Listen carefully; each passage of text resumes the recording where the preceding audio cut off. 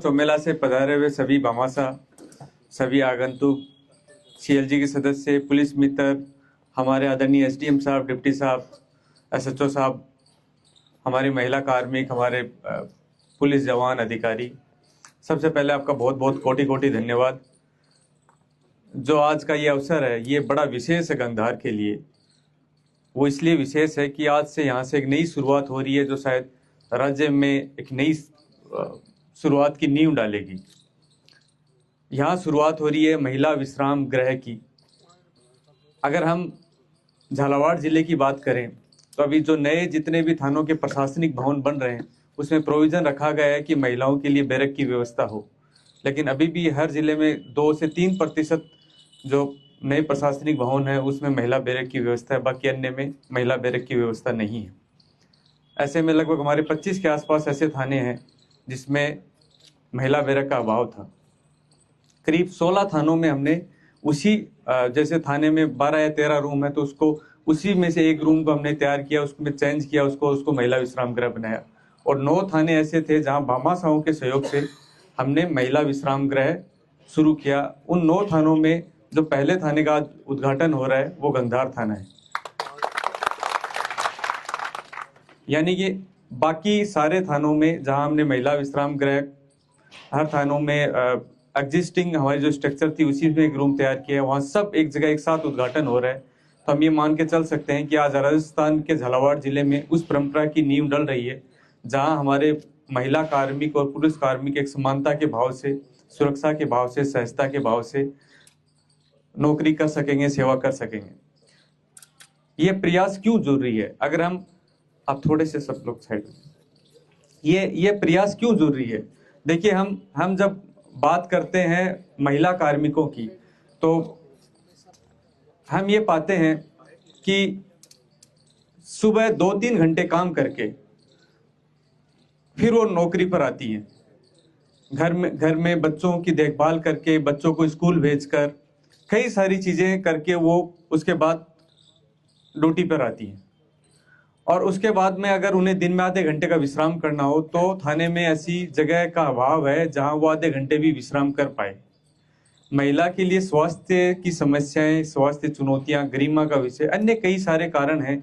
पुरुषों के लिए बैरक भले ही सेकेंडरी हो जाए, लेकिन महिलाओं के लिए बैरक और विश्राम गृह प्राथमिक जरूरी है। अगर अपने भी घर की बेटियां, अपने भी घर की बहनें अगर कहीं पुलिस कार्मिक के तौर पर कहीं जा रही हैं और अपना बेटा भी, अपना भाई भी अगर कहीं पुलिस कार्मिक के तौर पर थाने पर जा रहा है तो हम क्या चाहेंगे कि किसके लिए बैरक पहले हो, किसके लिए विश्राम गृह पहले हो? क्या लिए जरूरी नहीं है कि महिलाओं के लिए पहले हो? तो वो परंपरा झालावाड़ से हम शुरू कर रहे हैं कि जो इनका अधिकार था, कम से कम ये कोई प्रिविलेज नहीं है, ये अधिकार था जो बहुत पहले दे दिया जाना चाहिए था। लेकिन हम शुरुआत कर रहे हैं कि अब हमारे हर थाने में महिला विश्राम गृह होगा। हर थाने में वो सहजता के साथ में अगर कहीं आराम की आवश्यकता है तो वो कर पाएंगी।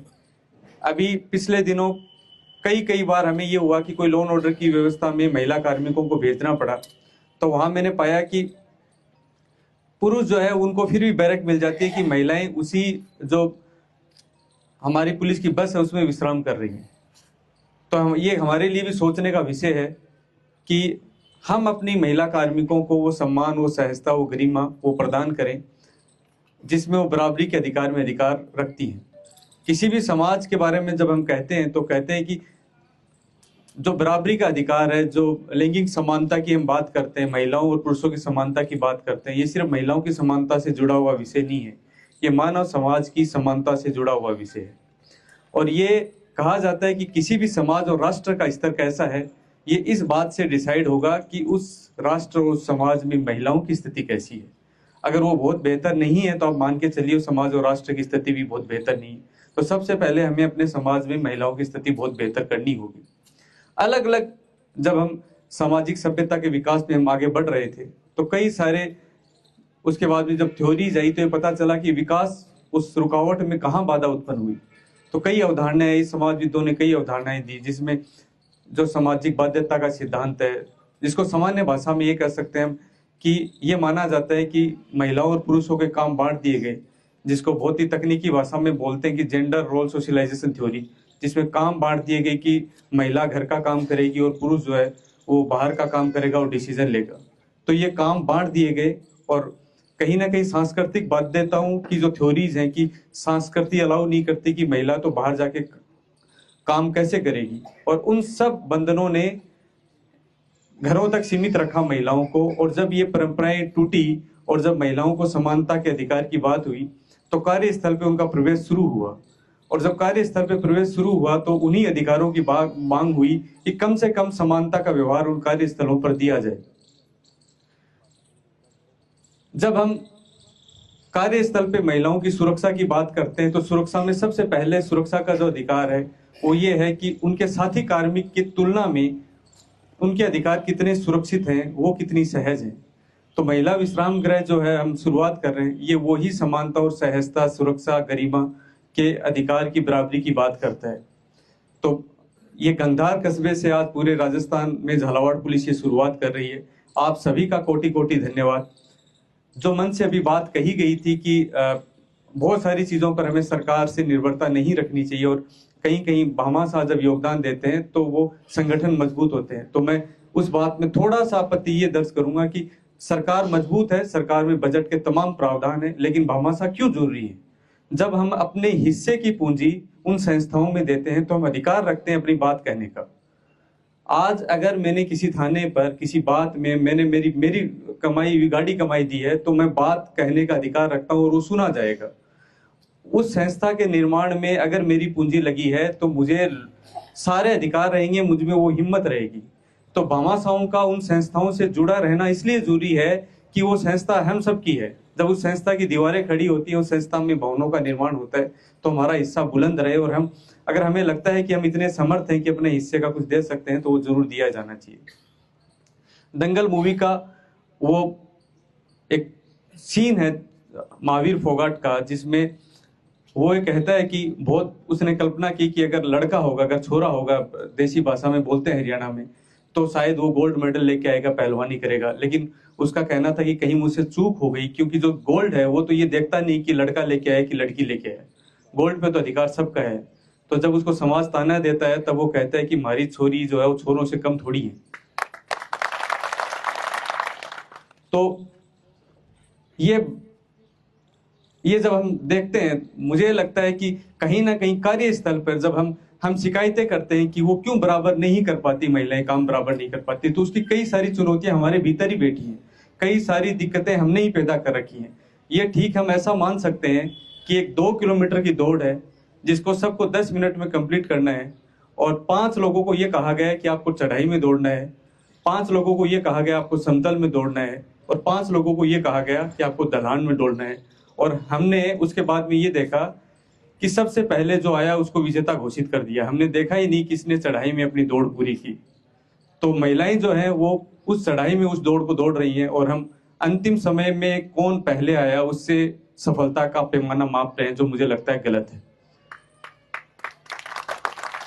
अगर हम अपने घरों में भी चारों तरफ देखें, कल भी मैं कहीं बात कर रहा था, तो हम अपने आसपास देख लें। अगर मेहनत की बात की जाए तो ज्यादा मेहनत कश परिवार को बनाने में भूमिका ज्यादा महिलाओं की प्राथमिक तौर पे रहती है। कहते भी बच्चे का पहला शिक्षक उसकी माँ होती है। जब आप किसी व्यक्ति को शिक्षित करते हैं तो एक व्यक्ति की साक्षरता में योगदान देते हैं, लेकिन जब आप किसी महिला को साक्षर करते हैं तो संपूर्ण समाज की साक्षरता में आपका योगदान होता है। तो महिलाओं पे जो निवेश किया गया, महिलाओं को इस राष्ट्र निर्माण में अगर उनकी योगदान सुनिश्चित किया गया तो राष्ट्र निर्माण में बल देता है।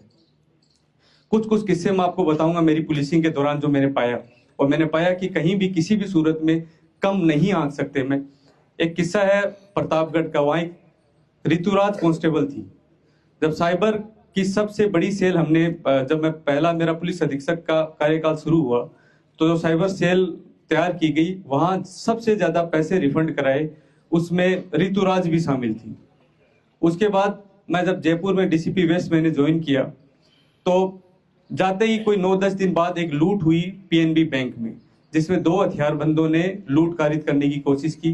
वहां एक बहादुर व्यक्ति आता है नरेंद्र सिंह शेखावत, वो उनको पकड़ने की कोशिश करता है, उस पर क्लोज शॉट फायर करते हैं, वो उसके पूरे शरीर को गोलियों से छलनी कर देते हैं।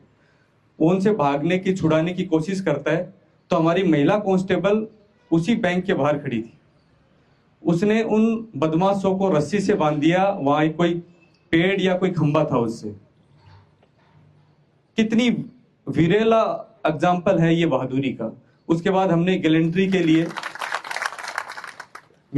लिए फाइल भेजी मेनका की। अब कुछ महीनों पहले उसका गैलेंट्री, उसी घटना के आधार पे गैलेंट्री प्रमोशन हुआ, कांस्टेबल से हेड कांस्टेबल बनी है। ठीक इसी तरह एक हमारे करधनी थाना क्षेत्र में कोई फायरिंग का इंसिडेंट हुआ। कुछ बदमाश किसी का पीछा कर रहे थे, तो वो किसी घर में घुस गया, तो उसमें इतनी हिम्मत कि उस घर में जाके भी फायरिंग कर दी। उसमें शायद उस घर में रहने वाले को भी किसी को शायद लगी, मुझे जहां तक ध्यान आ रहा है। फिर जब हम पीछा कर रहे थे तो उसकी सूचना है कि किसी दूसरे स्टेट में छुपा हुआ है, और ये भी सूचना थी शायद उसके आसपास उसकी महिला मित्र मिल सकती है। तो जब कभी हम कहीं ऐसी जगह रेड करते हैं जहां महिलाओं की होने की संभावना है, तो टीम में महिलाओं का होना जरूरी है। लेकिन हमें ये डर था कि वो काउंटर फायर कर सकता है जब पुलिस की टीम जाए। तो करधनी थाने में एक महिला कांस्टेबल थी संतोष। जब हमने उससे पूछा कि क्या आप जाना चाहती हो, तो उसने इच्छा प्रकट की दूसरे स्टेट में हमारी टीम के साथ जाना, और जहां ये अंदेशा हो कि फायर हो सकता है, काउंटर फायर, क्योंकि जिस मुलजिम को पकड़ने जा रहे हैं वो फायर करके ही भागा है। वहां वो बहादुरी दिखाना और बिना डरे चले जाना, क्या ये बहादुरी का परिचय नहीं है? अब जो मन से बार बार जिस ऑपरेशन की सबसे ज्यादा चर्चा हुई, ऑपरेशन शटर डाउन, उसकी कहानी में भी एक छुपा हुआ अंश है। जब हम रात को इतनी सारी टीमें तैयार कर रहे थे और रात को लगभग 2:30 बजे के आसपास ब्रीफिंग हुई थी और अलग अलग जगह हमारी टीम तैनात थी, जिन जगहों पर रेड होनी थी बहुत सारी जगह उसमें घरेलू निवास थे। तो हमें ये अंदेशा था कि कहीं ये हो सकता है कि कहीं कॉन्फ्लिक्ट हो जाए परिवारों के बीच में, तो महिला कांस्टेबल का होना बहुत जरूरी है। हमारी हर टीम में लगभग जो घरों पर रेड हुई उसमें महिला कांस्टेबल थी।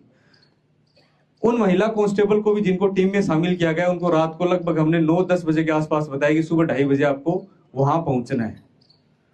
और हमारी हर उस टीम में जो घरों पर रेड हुई उसमें महिला कांस्टेबल थी। 2:30 बजे टीम के साथ इकट्ठा होना, उसके बाद सुबह 6 बजे 6:30 बजे आपको ध्यान होगा सब जगह एक साथ रेड हुई, वहां महिला कांस्टेबल थी।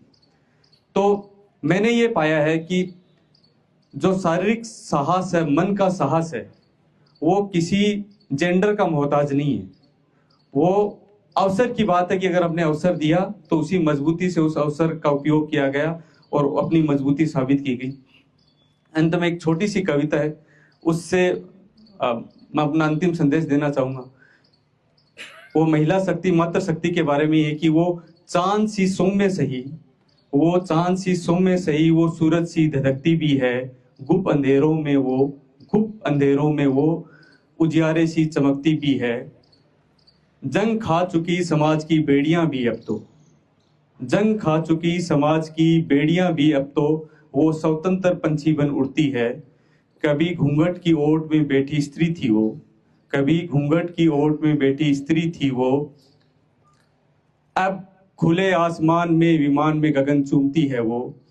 रोती थी वो हंसती हुई कई बार सहमती थी वो, रोती थी हंसती हुई सहमती थी वो, लेकिन अब निर्भीक होकर सवाल करती है।